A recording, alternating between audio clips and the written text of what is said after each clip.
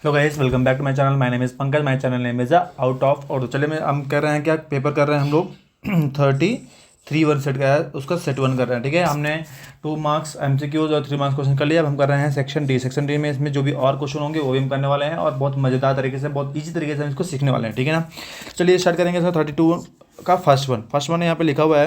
ये जैसे हमने एक क्वेश्चन किया है ट्रेन क्वेश्चन, उसी से रिलेटेड ये भी क्वेश्चन है। ठीक है ना, उसी से सिमिलर क्वेश्चन है। ठीक है, तो उसको करेंगे। पहले यहाँ पे लिखा हुआ है इन flight 2800 kilometre aircraft was slow down due to bad weather, मतलब थोड़ा सा धीमा हो गया। ठीक है ना, it's average speed reduce 100 kilometre per hour. ठीक है, जितना भी स्पीड था उसका 100 किलोमीटर पर आवर उसको रिड्यूस कर दिया गया। By doing so the time flight will increase 30 minute. Find the original duration of the flight. ठीक है, ये पहले क्वेश्चन करेंगे। तो यहाँ पे सोल्यूशन करते हैं हमने इसका, ये क्वेश्चन करने जा रहे हैं। तो जो भी हमको पूछा क्या है, original speed, original duration of the flight पूछा। ठीक है ना, नॉट स्पीड। ठीक है, तो पहले हम स्पीड इसका निकालेंगे, ओरिजिनल स्पीड क्या है। तो let the normal speed of flight, normal speed of flight let x kilometre per hour मान लेते हैं। ये एक्स किलोमीटर इसका पहला है। ठीक है, आफ्टर डिक्रीजिंग, क्या है यहाँ पे बैड बिल्कुल क्या है, स्लो, उसका स्पीड लेस हुआ है। ठीक है ना, आफ्टर स्लोड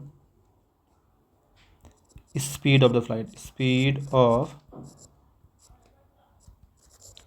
फ्लाइट, उसमें कितना का रिड्यूस किया है, सॉरी एक्स किलोमीटर की स्पीड चला था 100 किलोमीटर, क्या उसका किलोमीटर पर आवर, इतना रिड्यूस कर दिया गया। ठीक है, इसमें क्या कहना है, ये होने के बाद में क्या कहना है, डिस्टेंस, टाइम का फॉर्मूला मालूम है हमको।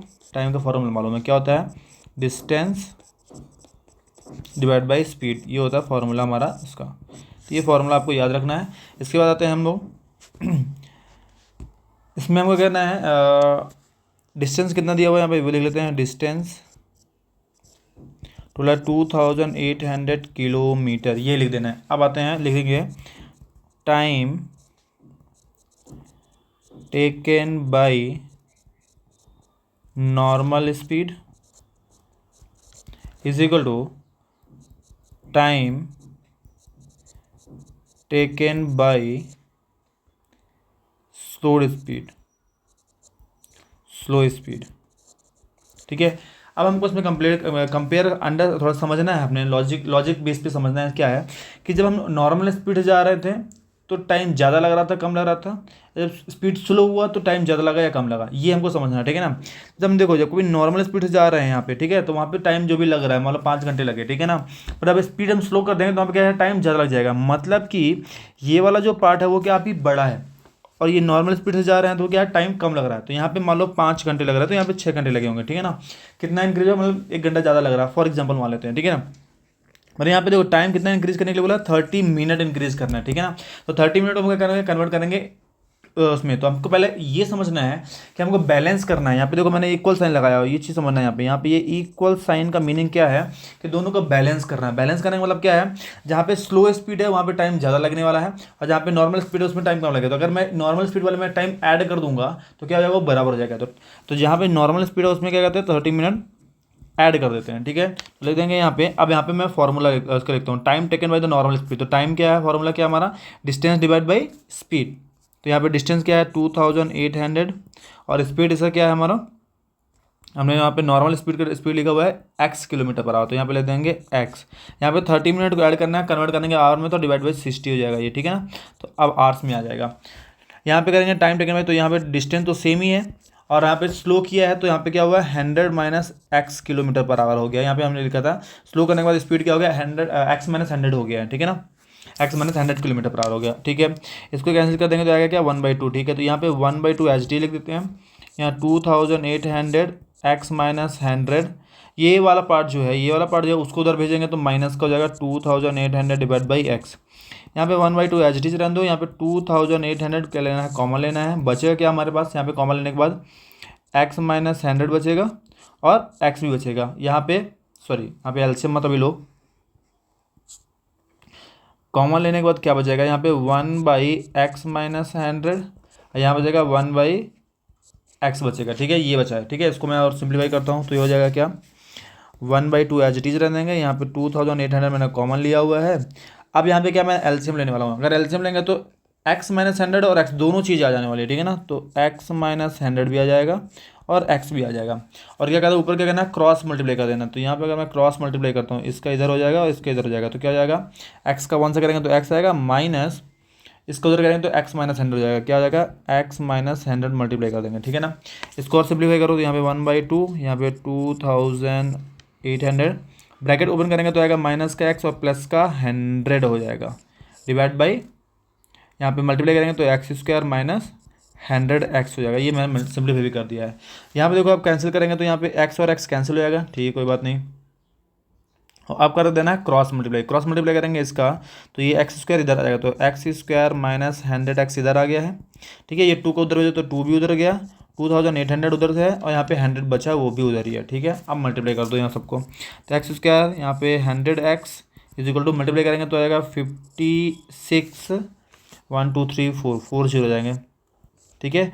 अब यहाँ पे हमको सही है ऐसा नंबर चाहिए कि इसको ट्रांसफर करो पहले इधर, x² माइनस 100x माइनस का 5,60,000 ऐसा हो गया है, ठीक है, 5,60,000 हो गया, इक्वल टू 0 हो जाएगा। अब हमको यहाँ पे ऐसे नंबर चाहिए कि प्लस माइनस करने में हमारा 100 आना चाहिए, पर मल्टीप्लाई करने में करना चाहिए 5,60,000। तो अगर हम मैं मल्टीप्लाई करता हूँ 700 इंटू 800 तो 1 2 3 जीरो आ जाएंगे, 4 जीरो आ जाएंगे और 6 का सॉरी 7 8 से 56 हो जाएगा। तो यहाँ पे वही चीज़ आ गई, करेक्ट। तो हम नंबर क्या मिलाएंगे, x² माइनस का 800 लेंगे क्योंकि माइनस का नंबर यहाँ बड़ा है, और प्लस का 700x आ जाएगा, ठीक है।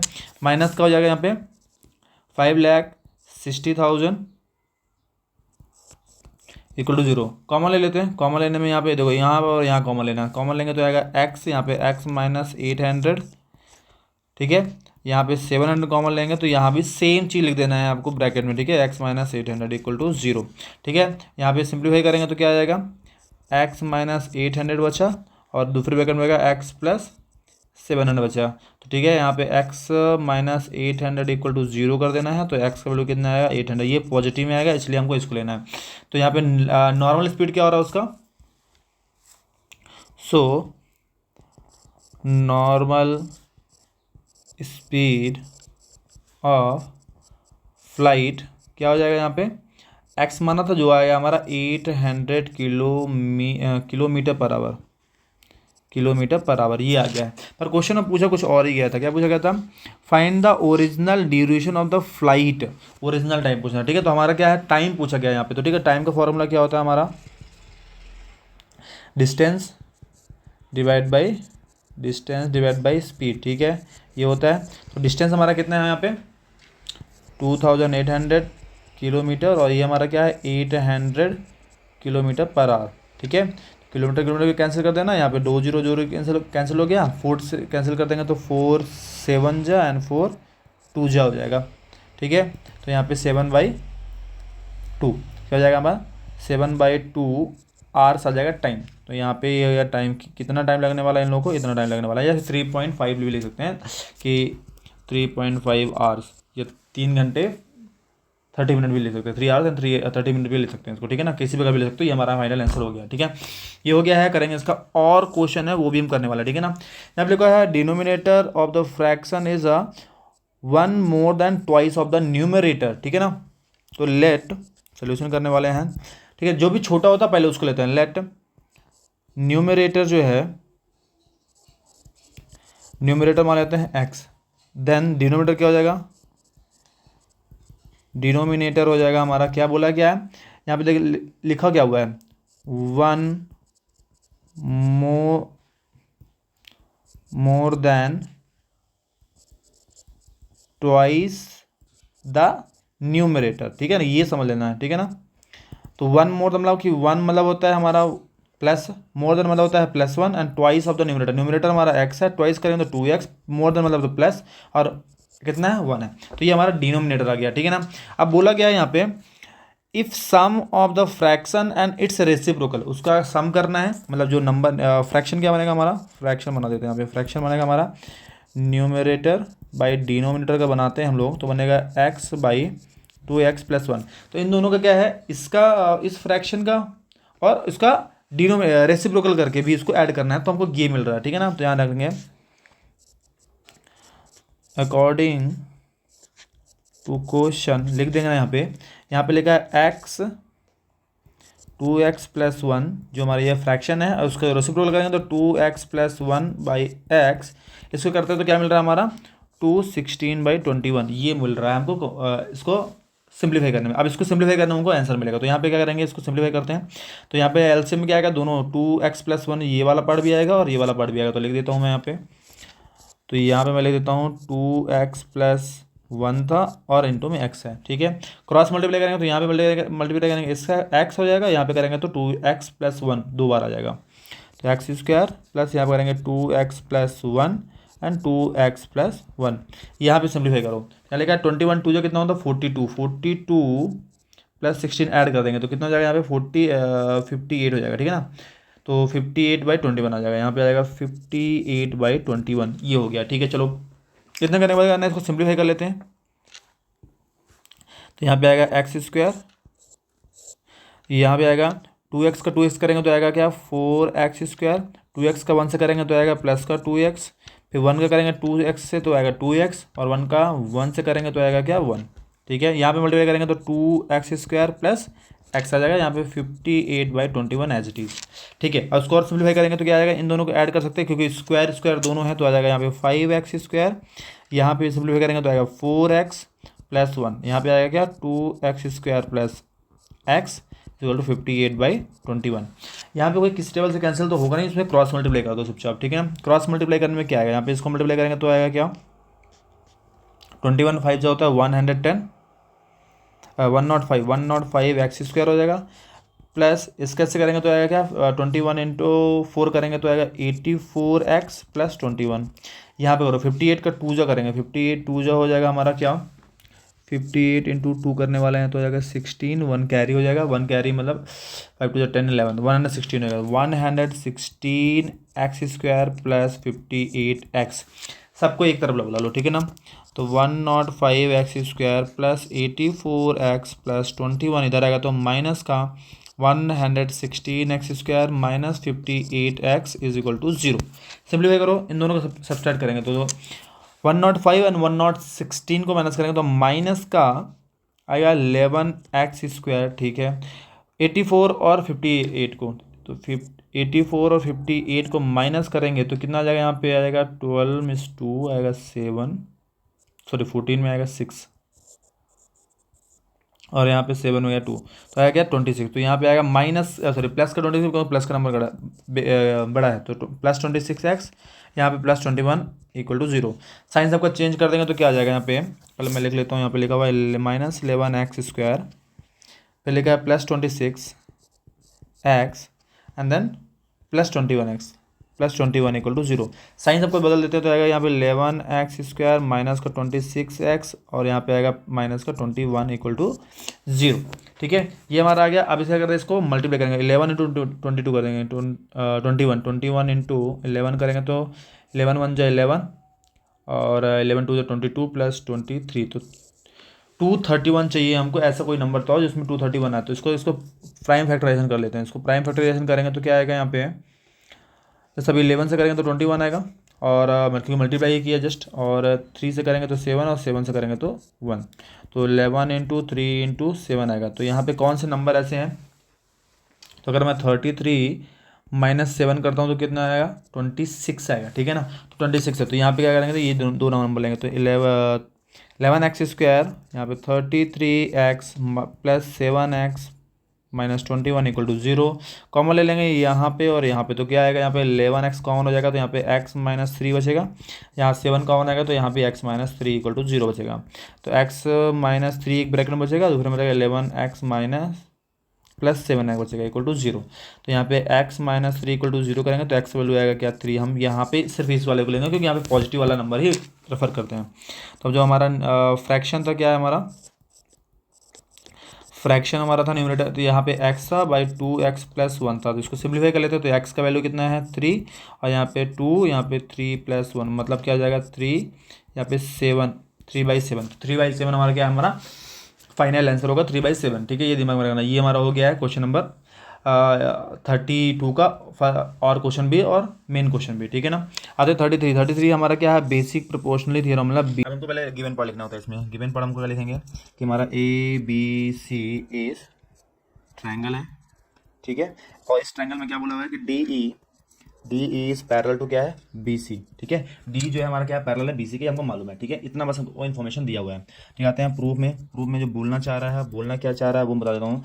A से D, AD और BD इक्वल है। यहाँ पे A से E और C से E से C, इन दोनों का जो रेशियो है वो हमको प्रूव करना है कि ये दोनों रेशियो क्या है, इक्वल हैं।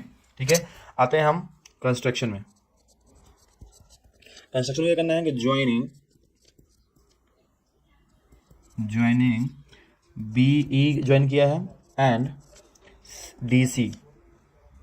आफ्टर दैट यहाँ पे ये क्या जो है परपेंडिकुलर बनाया है, तो यहाँ पे ले देंगे DN परपेंडिकुलर किसके AC पे है। ठीक है, और EM कॉमा करके लिख दो, EM परपेंडिकुलर है किसका AB पे। ठीक है, AB पे। तो ये हमारा कंस्ट्रक्शन पार्ट में लिख देना है। ठीक है, हमने कंस्ट्रक्ट किया हुआ है। आते हैं क्वेश्चन में, प्रूफ में आते हैं। तो प्रूफ में पहले सबसे पहले क्या करना है हम लोग को, पहले लिख देना है ट्रायंगल का फॉर्मूला कि एरिया ऑफ ट्रायंगल ABC का फॉर्मूला लगाना है हमको, या ABC नहीं, triangle of area of triangle 1/2 base into height. क्या होता है, बेस इंटू हाइट होता है। ठीक है, ये हमारा फॉर्मूला होता है, एक्चुअल फॉर्मूला। अब ये फॉर्मूला के बाद हमको स्टार्ट करना है। तो देखो कौन सा ट्रायंगल होता है, लिखेंगे इन ट्रायंगल। कौन कौन सा ट्रायंगल लेंगे, मैं एक ट्रायंगल ले रहा हूँ जो ऊपर बैठा हुआ है। ठीक है ना, मैं थोड़ा डार्क कर देता हूँ। ये जो ट्रायंगल दिख रहा है आपको, ऑलरेडी आपने बहुत बार कर लिया होगा। मैं बहुत अच्छा ट्रायंगल मेथड दूंगा जहाँ से आपको फुल मार्क्स मिल जाएगा। ठीक है ना, एक ऐसा मेथड लिख लो जो उसमें आपको कोई मार्क्स कोई भी नहीं कर पाए, क्योंकि यहाँ पे बोर्ड एग्जाम में आपको कॉपी कौन चेक करेगा, आपको कॉपी चेक करेगा कोई, आपके टीचर तो करेंगे नहीं, कोई और ही चेक करने वाला। तो उस हिसाब से आपको दिमाग रखना है। तो यहाँ पे एक ब्लू वाला बना देता हूँ मैं, और एक बनाता हूँ, चलो येलो बना देता हूँ एक। ठीक है, तो देखिए येलो वाला ट्रायंगल ये बना देता हूँ मैं। ठीक है, ये दोनों क्या हो गया, हमारा ट्रायंगल हो गया। ठीक है ना, अब ये दोनों ट्रायंगल में देखना, ये दोनों ट्रायंगल, तो यहाँ पे ADE हमारा ट्रायंगल क्या है, पहला ट्रायंगल हमारा ADE हो गया। दूसरा लगेंगे इन ट्रायंगल क्या है इसका BDE। ठीक है ना, BDE, ये 3 ट्रायंगल हो गए। अब देखो इन ट्रायंगल में लिखना, पहले बेस क्या लेंगे हम लोग और हाइट क्या लेंगे। ठीक है, यहाँ भी लिखेंगे बेस इसका क्या ले सकते हैं और हाइट क्या ले सकते हैं। ठीक है ना, ये आपको लिखना बहुत ज़्यादा इंपॉर्टेंट है। ठीक है, उसके बाद इसका काम कुछ कर सकते हैं। तो बहुत बहुत बहुत बहुत बहुत ज़्यादा कंपलसरी कि ये आपको लिखना है। ठीक है, ये लिखने के बाद क्या, देखो बेस अब यहाँ लिखेंगे, बेस हमारा क्या लेंगे इसमें जो पहला वाला ट्रायंगल लेंगे इसमें हमको बेस क्या लेना है, बेस हमको लेना है, ये वाला ट्रायंगल बेस लेना है, ये बेस लेंगे। और हमारा हाइट क्या आएगा, EM हाइट आएगा, क्योंकि ये जो है 90 डिग्री बना रहा है। तो ये वाला जो है ये क्या है, ये हमारा क्या है हाइट हो जाएगा, और ये जो नीचे है ये बेस हो जाएगा। ठीक है, तो हमारा क्या है बेस इनटू हाइट ले जाएगा फॉर्मूला। ठीक है, दिमाग में रखना, ये ऐसे काम करता है। तो हमारा AD क्या है, बेस है, और हाइट है EM। ठीक है, EM ही था। ठीक है, नेक्स्ट में करेंगे बेस में, यहाँ पे दूसरा बेस लेने वाला है, तो यहाँ पे हम इसको बेस लेंगे। और देखिए ऑब्टयूज एंगल है, ऑब्टयूज एंगल का जो हाइट निकलेगा वो हमेशा क्या होगा, बाहर होगा। तो इसका भी हाइट क्या होगा, यह है। जैसे कोई भी ऑब्टयूज एंगल बनाते हैं ऐसे, ठीक है, तो इसका हाइट क्या मिलेगा, यहाँ मिलेगा। करेक्ट, सेम वे में आप थोड़ा टिल्ट करके आप देखोगे तो आपको ये वाला हाइट दिखेगा, ये बाहर दिख रहा है पर ये वाला हाइट दिखेगा। तो हमारा इन दोनों केसेस में भी क्या है, हमारा हाइट आ रहा है BD और EM आएगा। तो यहाँ पे हाइट आएगा, सॉरी बेस आएगा BD और हाइट हमारा रहेगा सेम EM। ठीक है, अब ये हो गया। अब यहाँ पे लिखेंगे एरिया ऑफ ट्रायंगल, पहला ट्रायंगल ले लो ADC, सॉरी ADE है, सॉरी ADC क्यों लिया मैंने, सॉरी ADE है यहाँ पे, और ADE यहाँ पे भी होगा। नेक्स्ट में करेंगे एरिया ऑफ ट्रायंगल BDE। ठीक है, ट्रायंगल BDE, ये दोनों लेंगे। हमारा फॉर्मूला लगाएंगे 1 इंटू बेस इंटू हमारा है AD और हाइट हमारा EM है। नेक्स्ट इसमें 1/2 बेस हमारा क्या है BD है और हाइट हमारा EM है। अब इसमें देखते हुए क्या करेंगे, ये हाफ और हाफ कैंसिल और EM और EM कैंसिल, तो बचेगा हमारे पास क्या, तो यहाँ पे नेक्स्ट टाइम में अच्छे से लिख देना इसको कि एरिया ऑफ ट्रायंगल ADE, यहाँ पे आएगा एरिया ऑफ ट्रायंगल BDE हो जाएगा। इसके बाद क्या करना हमको, यहाँ पे बचेगा AD और यहाँ पे बचेगा BD। तो ये हमारा हो जाएगा इक्वेशन नंबर 1। यहाँ तक पहुँचे इक्वेशन नंबर 1। अब सिमिलरली क्या करेंगे, हम लेंगे 2 ट्रायंगल और लेंगे, उसमें भी ऐसे बेस और हाइट लिखेंगे और यहाँ पे डिवाइड करके इक्वेशन नंबर 2 निकालेंगे। ठीक है ना, तो यहाँ पे देखेंगे। अब देखो कौन कौन सा ट्रायंगल लेना है, जो मैं ट्रायंगल बता देता हूँ यहाँ पे। एक तो ये ऊपर वाला टॉप एज इट इज रहेगा, और हम दूसरा जो ट्रायंगल लेने वाला है मैं यहाँ पे दिखा देता हूँ आपको। ये वाला ट्रायंगल लेंगे, ये दिख रहा है, ये DC और E जो दिख रहा है, ये वाला ट्रायंगल हम लेने वाले हैं। एक ब्लू वाला हमारा सेम है, ब्लू वाला सेम है और ग्रीन वाला है, ठीक है ना। तो यहाँ पे ADEHD रहेगा, यहाँ पे CED ले लेंगे, ठीक है। तो ट्रायंगल ADE, यहाँ पे बेस और हाइट की बात कर रहे हैं, ठीक है। एंड ट्रायंगल CED, यहाँ पे बेस एंड हाइट की बात कर रहे हैं, ठीक है। तो यहाँ पे आप देखो बेस और इसका हाइट चेंज हो जाएगा यहाँ पे। तो यहाँ पे इस बार सेकंड टाइम में क्या लेना हम लोग को, सेकंड टाइम में हम लेने वाले हैं इसको, ये वाला, इसको भी ये बेस लेना है और ये हमारा क्या हो जाएगा, हाइट हो जाएगा। तो बेस हमारा क्या है, AE है और हाइट क्या है, DN है, ठीक है। तो इसमें भी लेंगे तो इसका बेस ये आ जाएगा और हाइट क्या होगा, इसका बाहर वाला ही होगा, क्योंकि ये भी ऑब्ट्यूज एंगल, तो इसका भी हाइट क्या होगा, DN होगा, ठीक है। तो ये दिमाग में रखना है आपको। मैं लिख देता हूँ यहाँ पे, इसका जो बेस हमारा क्या है, AC है या AE है, सॉरी AE, और यहाँ पे हाइट क्या है, DN है, ठीक है। इसका भी हाइट DN ही रहेगा और बेस क्या हमारा EC है, ठीक है। आप देख सकते एक बार फिर से, बेस हमारा EC है और इसका बेस क्या है, AE है, हाइट DN है दोनों का, ठीक है ना। ये होने के बाद क्या करना है, ये होने के बाद क्या करना हमको, इसको फिर से लगाएंगे कि एरिया ऑफ ट्रायंगल ADE, और यहाँ पे लिखेंगे एरिया ऑफ ट्रायंगल CED। यहाँ पे आएगा वही बेस क्या हमारा AE इंटू DN हो जाएगा, ठीक है, वेरी गुड। यहाँ पे हाफ करेंगे, यहाँ AE है तो यहाँ पे क्या हो जाएगा, C is equal to DN हो जाएगा। यहाँ भी कैंसिल कर देना है, अब कैंसिल करेंगे तो क्या मिल जाएगा आपको, देखेंगे यहाँ पे ये DN कैंसिल होगा, हाफ कैंसिल होगा, तो मिलेगा हमको एरिया ऑफ ADE, और यहाँ पे भी एरिया CED, ट्रायंगल लिख देना, सॉरी, यहाँ पे हो जाएगा AE/EC, ये हो जाएगा इक्वेशन नंबर सेकंड। इसके बाद एक काम करना आपको, ये क्या है कि लिख देना है, यहाँ पे एक स्टोरी लिखना पड़ेगा आपको। स्टोरी क्या लिखना है, if triangle drawn between parallel line with the same base then area of triangle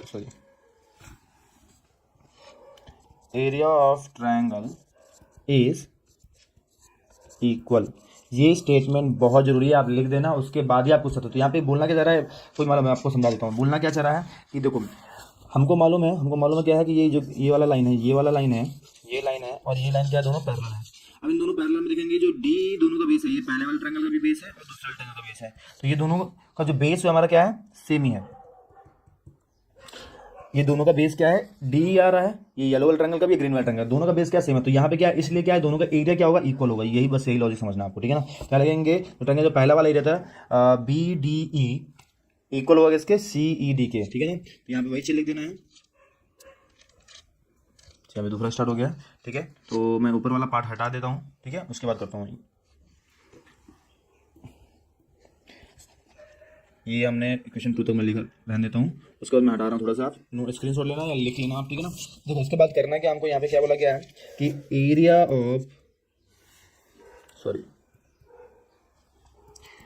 of triangle BDE is equal to area of triangle CED, ठीक है। ये हमारा हो जाएगा। अब क्या होगा, यहाँ पे लेंगे reciprocal and multiply by area of triangle ADE top में था। क्या है इसमें, इसका रेसिप्रोकल करेंगे तो क्या आएगा, यहाँ पे एरिया ऑफ ट्रायंगल BDE आएगा, करेक्ट, इनटू कर देना है एरिया ऑफ ट्रायंगल से ADE, ठीक है, इससे मल्टीप्लाई कर देना है, इक्वल यहाँ भी है। इसमें भी क्या है, इसको रेसिप्रोकल करेंगे तो क्या आएगा, area of triangle CED multiply करेंगे एरिया ऑफ ट्रायंगल ADE जो ऊपर बैठा हुआ है, ठीक है ना। अब क्या करना है, इसमें से सिंप्लीफाई करेंगे तो आएगा हमारा area of triangle ADE divide by area of triangle BDE, correct, ये हो गया। यहाँ भी आएगा area of triangle ADE and area of triangle CED, ठीक है। ये दोनों अब दिख रहा है आपको। अब ये हमारा इक्वेशन 1 था, इक्वेशन 2, ये देखो आप इक्वेशन 2 भी मैच कर रहा है, इक्वेशन 1 मैच कर रहा है, ठीक है। यहाँ पे हमको करना है, इसका लगा देना है, इसको मैं हटा देता हूँ, ध्यान रखना। ये वाला पास जो है सेकंड इक्वेशन से हमको मिल जाएगा क्या, ये सेकंड इक्वेशन से मिल जाएगा ए और सी, वो इस साइड लिखेंगे, और जो पहला इक्वेशन से मिला था कि हमारा हमको क्या मिला था इसमें, ये ए डी और बी डी मिला, तो वो लिख देंगे। ठीक है, बस वही करना हमको और कुछ नहीं करना, ये हमारा खत्म हो जाएगा यहाँ से। ठीक है, मैं इसको हटा देता हूँ यहाँ से। अब स्क्रीन शॉट ले लेना या आप इसको नोट डाउन कर लेना। ठीक है, अब इसमें इसके बाद हम लिख सकते हैं कि फ्रॉम इक्वेशन 1 and 2, अगर आपने ये पॉइंट मिस कर दिया तो आपको मार्क्स नहीं मिलेंगे। ठीक है ना, तो पहले वाले में क्या था कि A D by D E D B आएगा, और यहाँ पे आएगा ए ई बाई ई सी, यही हमको प्रूव करना था, ये हमारा हो जाएगा hence proved. Question number 34, question number 34 में लिखा है from a point on the ground on the angle of elevation of the bottom of the top of the transmission tower fixed. ठीक है, तो हमने डायग्राम बनाया यहाँ पे, क्या ये बिल्डिंग है, ये टावर हमारा ये वाला। ठीक है, ये ग्रीन वाला बना देता हूँ, ये टावर है। ठीक है, और ये रेड वाला जो है ट्रांसमिशन टावर बना दिया, ट्रांसमीटर टावर मैंने फिक्स किया गया है। ठीक है, ये दिमाग में रखना। अब यहाँ पे लिखा हुआ है टॉप 20 मीटर हाई बिल्डिंग। ठीक है, तो ये 20 मीटर बिल्डिंग हाई है। ठीक है, और एंगल ऑफ एलिवेशन 45 एंड 60 है। ऑफकोर्स जो छोटा होगा वो क्या होगा, कम होगा, ये 45 का होगा, और जो बड़ा वाला होगा वो 60 का होगा। ठीक है ना, एंगल से पता लग सकते हैं। ठीक है, find the height of the tower. ठीक है, यहाँ पे लिखा हुआ है टावर की हाइट पता करना, मतलब ये एच पता करना। यहाँ लिखा हुआ है from the point on the ground, ये पॉइंट हो गया, angle of elevation of the top sorry bottom and the top of the transmission, bottom and top, तो बॉटम ये हो गया और टॉप ये हो गया। दोनों एंगल में देखने पे हमारा एंगल जो fixed transmission tower fixed at the top of the 20 metre high building, 20 हो गया, इसको मान लेते हैं एक्स और सिंप्लीफाई कर लेंगे, आ जाएगा हमारा। ठीक है, तो यहाँ पे गिवन पार्ट में जा रहा नहीं लिख रहा हूँ, आप लिख लेना। मैं डायरेक्टली पॉइंट पे आता हूँ, ट्रायंगल लेता हूँ, यहाँ पे नाम लेते हैं ए बी सी और डी। तो पहले छोटा वाला ट्रायंगल ले लेते हैं। ठीक है ना, तो in triangle D B C, तो एंगल जो बी है वो क्या हमारा 90 डिग्री है। ठीक है ना, यहाँ पे थीटा क्या बनता हमारा है, थीटा हमारा क्या है 45 डिग्री है। देखेंगे tan theta is equal to क्या होता है हमारा, opposite by hypotenuse, opposite by adjacent, sorry opposite by adjacent भी ले सकते हैं, या फिर आप लिख सकते हो परपेंडिकुलर बाई बेस भी ले सकते हो, कुछ भी ले सकते हो। ठीक है ना, तो यहाँ पे tan लिखेंगे, थीटा का वैल्यू क्या है 45 है, यहाँ पे इसका वैल्यू लिखेंगे, यहाँ पे डी से बी जो परपेंडिकुलर डी बी डी है, और यहाँ पे क्या है बी सी है। ठीक है, 45 का वैल्यू होता है 1 होता है, और यहाँ पे क्या है ये 20 है, नीचे क्या है हमने x लिया हुआ, क्रॉस मल्टीप्लाई करेंगे तो क्या आ जाएगा x is equal to 20 metre, ये हो जाएगा हमारा x। इक्वेशन नंबर 1 दे देना इसमें। ठीक है, अब करेंगे इन ट्रायंगल, पूरा ट्रायंगल ले लेंगे, ये ए बी सी, ये 20 था, ये x था, ये h था। ठीक है ना, ये हमारा पूरा वाला 60 है। ठीक है, अब पूरा ट्रायंगल ले रहे हैं ए बी सी, यहाँ पे क्या है थीटा इज इक्वल टू मान लेते हैं 60 डिग्री है। ठीक है, यहाँ वही लगेंगे tan theta is equal to क्या आ जाएगा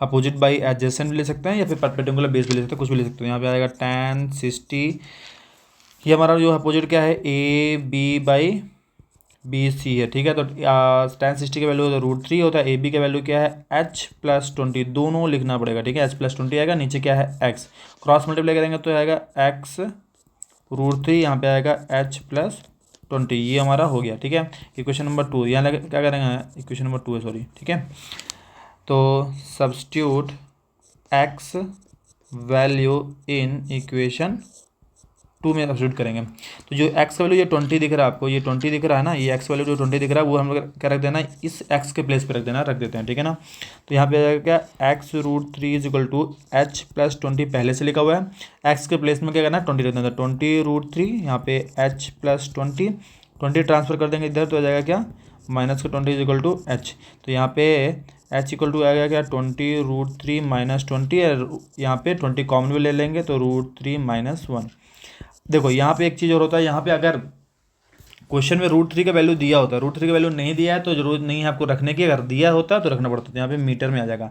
तो लिख देना height of the transmitter tower, height of क्या है यहाँ पे कौन सा टावर है, transmission tower, transmission tower is 20 √3 minus 1 metre, ये लिख देना, कंक्लूजन बस हो गया, काम खत्म। ठीक है, ये हमारा उठेगा। ठीक है, करते हैं क्वेश्चन नंबर 35 हमारा क्वेश्चन क्या है iron the solid iron pole consist the solid cylinder of the height 200 centimeter, base diameter is the 28, which is surmounted by another cylinder of the height 50 meter and radius दे दिया है. Find the mass of the pole given that 1 centimeter is cube of the iron approximately 8 ग्राम. ठीक है, ये हमारा दिया हुआ है. ठीक है, तो यहाँ पे आप देखो, यहाँ से स्टार्ट करते हैं. हमारा यहाँ पे डायग्राम नहीं दिया, डायग्राम मैं बना लेता हूँ. तो डायग्राम हमारा कुछ ऐसा बनेगा. ठीक है, मैं बना देता हूँ एक बार डायग्राम. ये हमारा एक सिलेंडर हो जाएगा और इसी के ऊपर एक और सिलेंडर बना हुआ है ये. ठीक है ना, ये है. ठीक है, ये हमारा ऐसा बना हुआ है डायग्राम. ठीक है, अब इसको समझना क्या है. यहाँ पे देखो, इसका हाइट कितना दिया हुआ है 200 और इसका जो डायामीटर दिया हुआ है कितना दिया हुआ है 28. ये देखो यहाँ पे लिखा है डायामीटर 28 और हाइट दिया 200 सेंटीमीटर. और ऊपर वाले में आते हैं, ऊपर वाले में का जो हाइट है 50 सेंटीमीटर दिया हुआ है और हाइट रेडियस दिया है रेडियस दिया है 7. ठीक है ना, रेडियस दिया है 7. ये दिमाग रखना. ठीक है ना, तो यहाँ पे लिख लेते हैं, सोल्यूशन में आता है. ठीक है ना, तो डायामीटर ऑफ बेस सिलेंडर. ठीक है ना, बेस सिलेंडर जो बेस में जो रखा हुआ है उसका बदल कर रहे हैं. ठीक है, तो उसका डायमीटर कितना दिया हुआ है 28 दिया है. तो रेडियस निकालेंगे, उसको देते हैं R1 दे देते हैं. उसका रेडियस क्या है 28/2 करेंगे तो कितना आ जाएगा 14 हो जाएगा. ये हमारा हो गया. ठीक है ना, इसका हाइट निकालेंगे, हाइट ऑफ बेस सिलेंडर. ठीक है, उसका हाइट निकालेंगे, कितना लिखा 200 सेंटीमीटर, जिसको दे देना है आपको H1 दे देना. ठीक है ना, अब दूसरा करेंगे, रेडियस ऑफ टॉप सिलेंडर कितना दिया उसको दे देना R2, उसको दिया ऑलरेडी डायरेक्टली दिया 7 centimetre. And height of top cylinder करेंगे तो क्या आ जाएगा H2 लिख देना. H2 कितना हो जाएगा हमारा क्या 50 सेंटीमीटर. ये आप नॉर्मल बेसिक इन्फॉर्मेशन दे देना. यहाँ पे पूछा गया हुआ है find the mass of the pole. ठीक है, यहाँ पे उसका मास पता करना है. तो मास पता करना क्या है हमको, उसको वॉल्यूम निकालना है. तो वॉल्यूम ऑफ सिलेंडर करेंगे तो क्या आएगा हमारा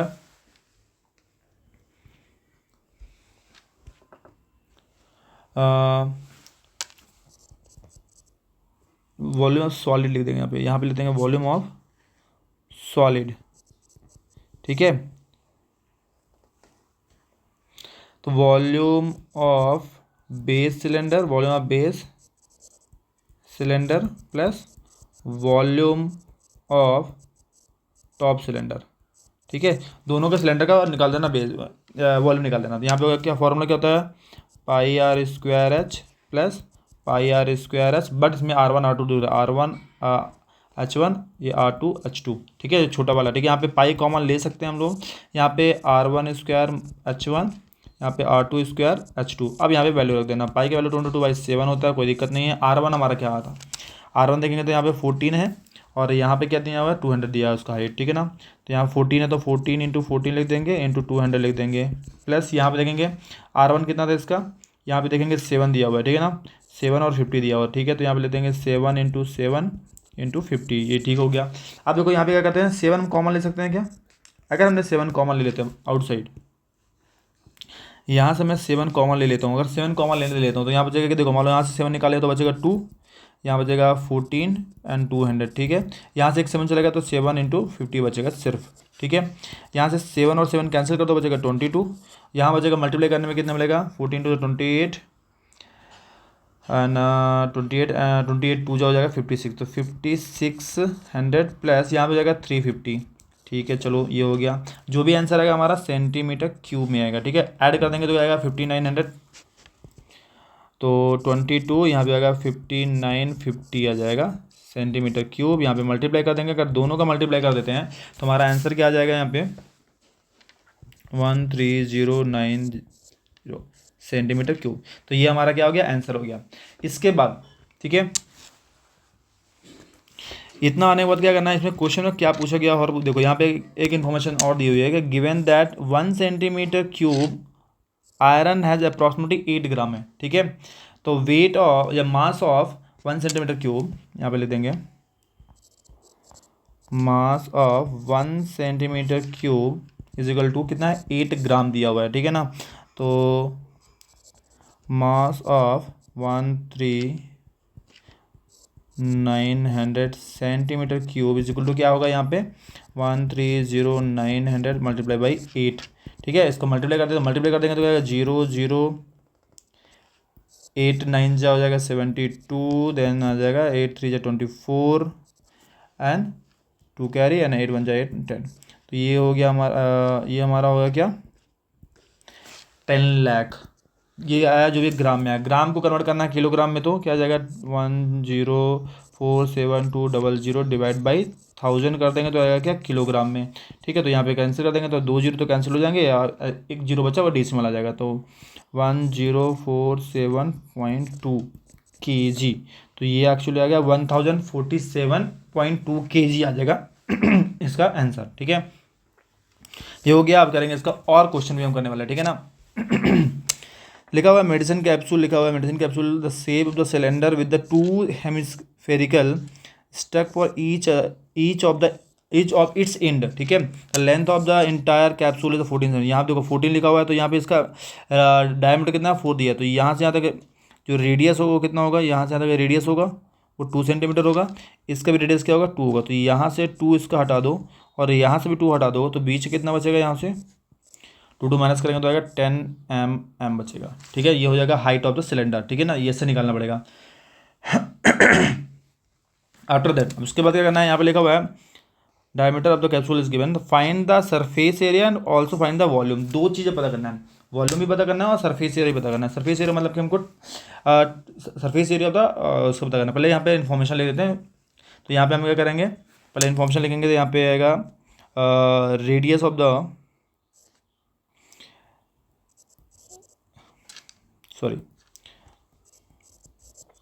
radius of cylinder and hemisphere, दोनों का क्या है रेडियस सेम ही है, तो दोनों का मैं वही लिख देता हूँ, यहाँ आर आर ही रहेगा वो, ठीक है ना। उसके लिए कोई चेंज नहीं करना, आर इक्वल टू हो जाएगा 4/2 इक्वल टू 2। यहाँ पे पहले डायमीटर लिख देंगे, सॉरी डायमीटर लिख देना 4 आया, तो रेडियस आ गया 2 सेंटीमीटर होगा, 2 mm आ गया, ठीक है ना। ये हो गया क्लियर, ठीक है।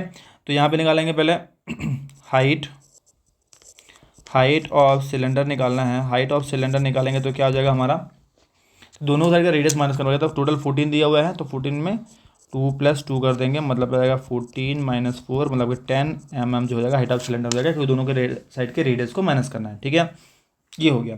अब आते हैं सरफेस एरिया। जब भी सरफेस एरिया पूछता है मतलब कि टोटल सरफेस एरिया ऑफ क्या, यहाँ पे लिखा हुआ है कैप्सूल लिखा हुआ है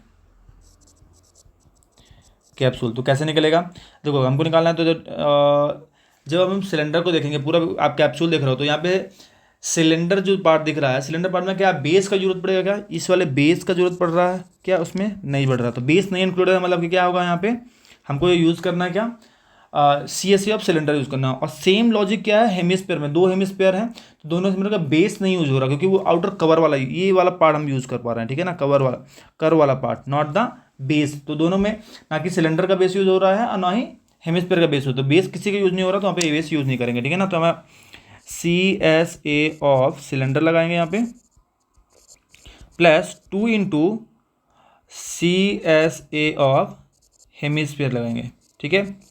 ये हमको करना है। तो यहाँ पे CSA ऑफ सिलेंडर क्या होता है πr², सॉरी ये होता है 2πRh होता है, प्लस 2 × हेमिस्फीयर का क्या होता है हमारा 2πr², ये होता है हेमिस्फीयर का। अब देखो इन दोनों में देखेंगे क्या चीज़ कॉमन दिख रही है, देखो 2πr यहाँ भी है, 2πr यहाँ भी दिख रहा है, तो 2πr कॉमन ले लो, 2πr कॉमन लेते तो बचेगा यहाँ पे h और यहाँ पे बचेगा एक 2 बचेगा और एक 2 r बचेगा, क्योंकि एक r चला गया एक r बचेगा। अब क्या करना है इसमें वैल्यू रख देना है, वैल्यू रख देते हैं, तो 2 पाई का वैल्यू है 22/7 एंड r का वैल्यू है 2, यहाँ पे h का वैल्यू क्या है 10 है और 2 हो गया और r का वैल्यू अगेन 2 है, ठीक है। यहाँ पे मल्टीप्लाई करो, यहाँ पे क्या 2 2 जा 44 44 2 जा करेंगे तो 88 आ जाएगा, 88/7 हो गया है। यहाँ पे करेंगे तो ऐड करेंगे तो कितना आएगा 10+4, इसको सिंप्लीफाई कर देंगे तो 88/7, यहाँ पे जाएगा क्या 14, कैंसिल करेंगे तो आएगा 2 से मल्टीप्लाई करेंगे 176 mm² आएगा। ये क्या हो गया T S A of capsule. ठीक है, T S A of capsule हमने निकाल लिया। अब करेंगे इसका वॉल्यूम भी। ठीक है, वॉल्यूम निकालने के लिए तो दोनों का वॉल्यूम डायरेक्ट निकाल लेना है। तो वॉल्यूम ऑफ कैप्सूल, तो वॉल्यूम ऑफ क्या करेंगे, वॉल्यूम ऑफ सिलेंडर करना पड़ेगा हमको, plus 2 into volume of hemisphere करना पड़ेगा। ठीक है, दोनों को निकाल देते। वॉल्यूम ऑफ सिलेंडर क्या होता है πr² होता है, प्लस इसका करेंगे 2 इंटू 2/3 πr³ होता है। ठीक है, चलो यहाँ पे कॉमन क्या दे सकते हैं, मैक्सिमम क्या आ सकता है πr² आ सकता है। πr² अगर कॉमन लेते हैं तो देखो यहाँ पे समझना ध्यान से, यहाँ पे πr² गया तो बचा क्या h, यहाँ पे πr³ है तो यहाँ पे 2 2 जब 4/3 बचेगा, या 2 इंटू 2/3 बचेगा, और एक r बचेगा क्योंकि यहाँ पे 3 है, यहाँ पे तो एक r बचेगा हमारे पास। ठीक है, ये बचेगा। ठीक है, ध्यान से, पाई का वैल्यू 22/7 है, यहाँ पे आर का वैल्यू क्या है, यहाँ पे 2 का स्क्वायर। ठीक है, एच का वैल्यू क्या है 10, प्लस यहाँ पे जाएगा 4/3, आर का वैल्यू है 2। करेक्ट, चलो ठीक है, इसके नीचे 1 ले लेते हैं और एलसीएम निकाल देंगे। तो यहाँ पे 22/7, यहाँ पे आया 4, यहाँ पे एलसीएम लेंगे तो 3 आएगा, यहाँ पे 3 क्रॉस मल्टीप्लाई करेंगे तो यहाँ पे 3 इंटू करेंगे तो 30 आएगा, यहाँ पे 4 2 8 हो जाने वाला है। ठीक है, तो यहाँ पे 88/7 हो जाएगा, यहाँ पे ऐड करेंगे तो 38/3 हो जाएगा।